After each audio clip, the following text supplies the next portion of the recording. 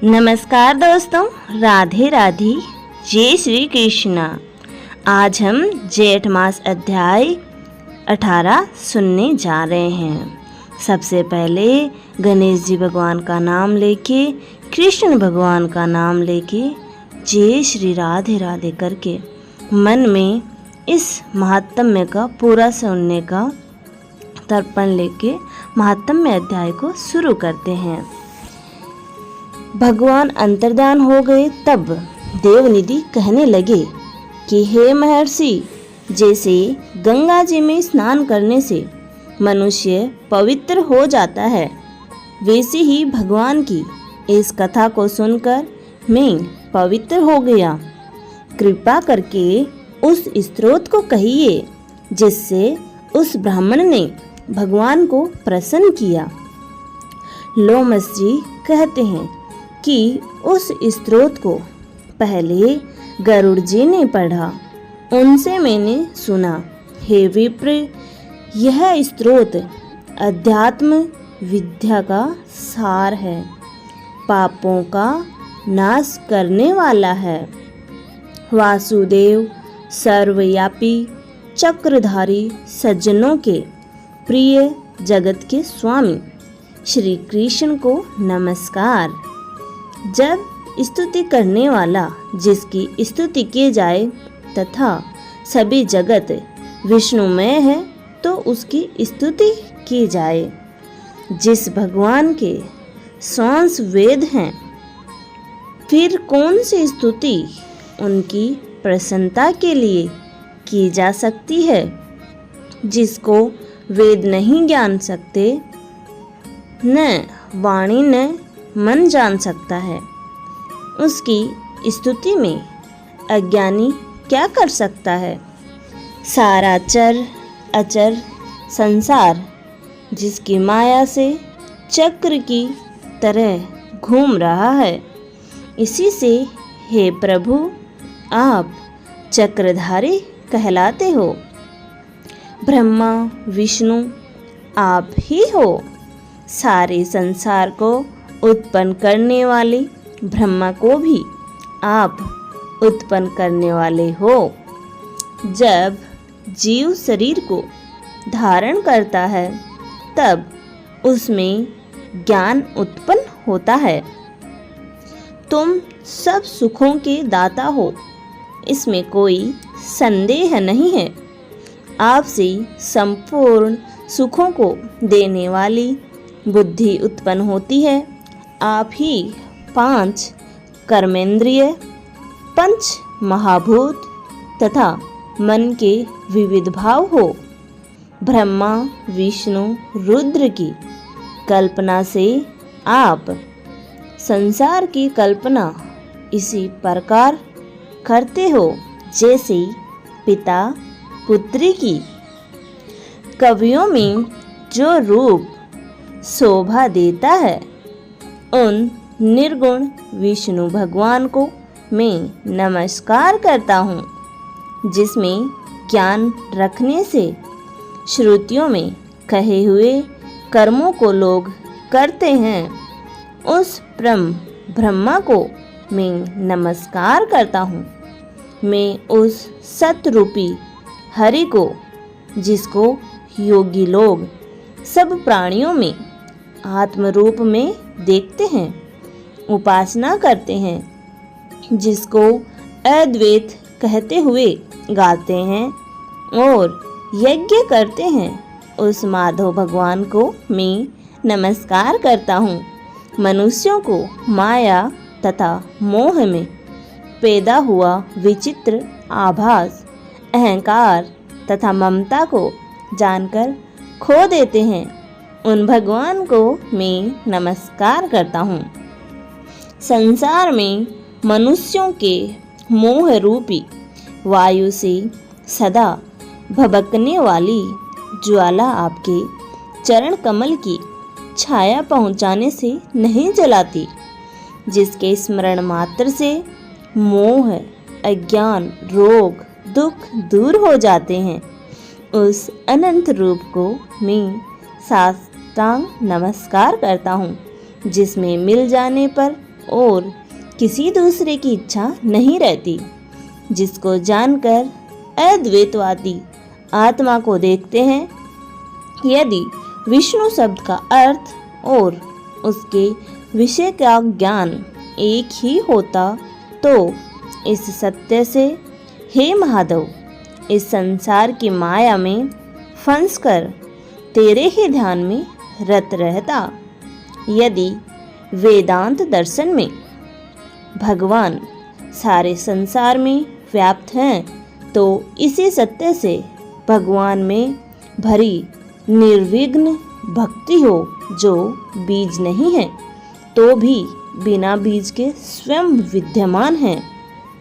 सो वह विष्णु भगवान रूपी रंग से हमारे बीज के टुकड़े टुकड़े को, जो सृष्टि, स्थिति तथा लय के लिए ब्रह्मा, विष्णु, महेश 3 रूप धारण करते हैं और कार्य में सत, रज और तम इन तीनों गुणों में विद्यमान है, वह भगवान मुझ पर प्रसन्न हो, जो प्राणियों के हृदय रूपी मंदिर में निर्मल देव वास करते हैं। वह भगवान मुझ पर प्रसन्न हो, जो विद्यापूर्ण संसार का त्याग करता है। जग में आप हो, आपका बनाया हुआ विश्व आनंद करता है। आपके त्याग करने पर अपवित्र हो जाता है। उसका साथ करने पर भी तुम बिना साथ के बने रहते हो।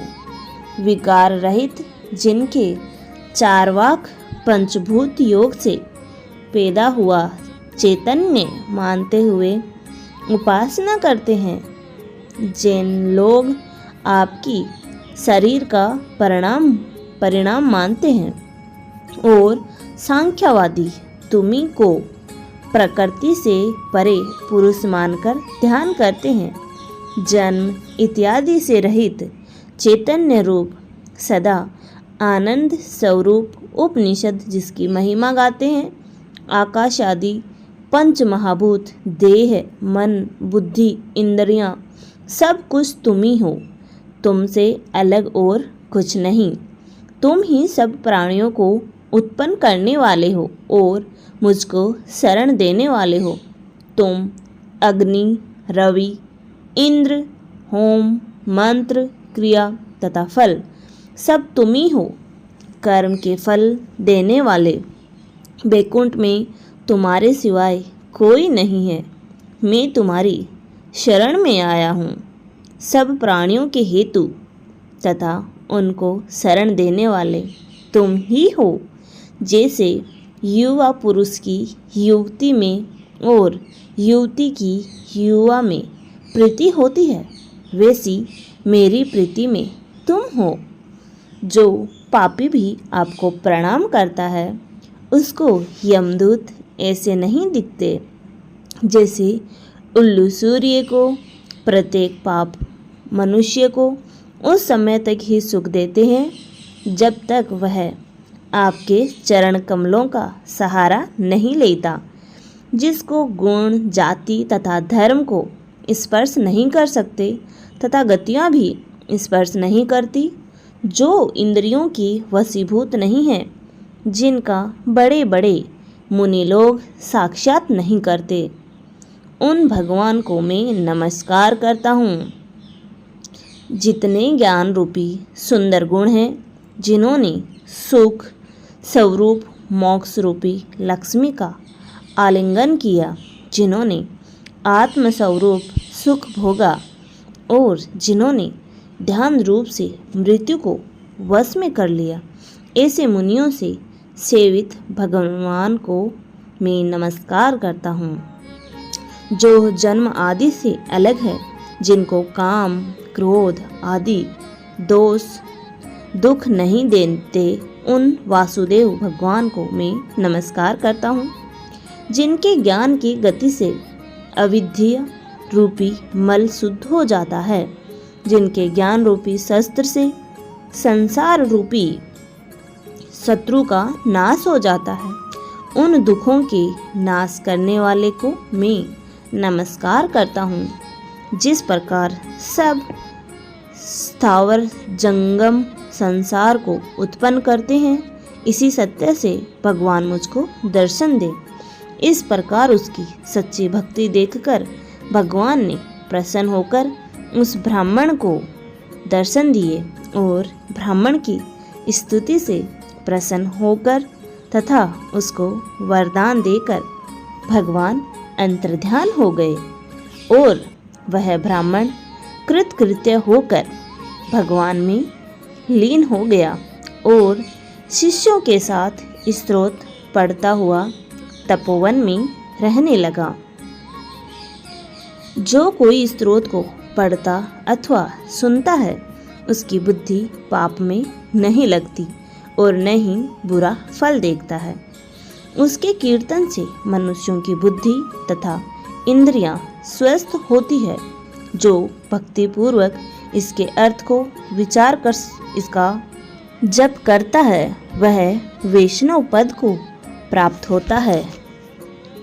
इसके सदैव पढ़ने से मनवांछित कार्य सिद्ध हो जाते हैं। मनुष्य सुपुत्र पाता है तथा धन, पराक्रम और चिरायु प्राप्त करता है। इसके पाठ से बुद्धि, धन, यश, कीर्ति, ज्ञान तथा धर्म बढ़ते हैं। दुष्ट ग्रहों की शांति होती है। यह व्याधियों व अनिष्टों को दूर करता है, दुर्गति से तारता है। इसके पढ़ने से, सुनने से सिंह, व्याघ्र, चोर, भूत, देव, पिशाच और राक्षस का भय नहीं रहता। जो भगवान का पूजा करके इस स्तोत्र को पढ़ता या सुनता है, वह पापों से ऐसे ही अलग रहता है जैसे जल पंख से कमल। जो इस स्तोत्र को 1 काल, 2 काल या 3 काल पढ़ता है या सुनता है, वह अक्षय फल प्राप्त करता है। जो मनुष्य प्रातःकाल इस स्तोत्र का पाठ करता है, वह इस लोक और परलोक में अक्षय सुख पाता है। वेददूती का बनाया हुआ यह स्तोत्र भगवान को अत्यंत प्रिय है और भगवान के दर्शन कराने वाला है। योग सागर नाम का यह स्तोत्र परम पवित्र है। जो कोई भक्ति पूर्वक इसको पढ़ता है या सुनता है, वह विष्णु लोक को जाता है। अब पिशाच मोक्ष की कथा नेक्स्ट अध्याय में। धन्यवाद दोस्तों, यहाँ तक बने रहने के लिए। आशा करती हूँ आपको मेरी दी हुई जानकारी पसंद आती होगी। ऐसी ही जानकारी प्राप्त करने के लिए आप हमारे चैनल को लाइक, शेयर एंड सब्सक्राइब करना ना भूलें और कमेंट में राधे राधे, जय श्री कृष्णा अवश्य लिखें। धन्यवाद।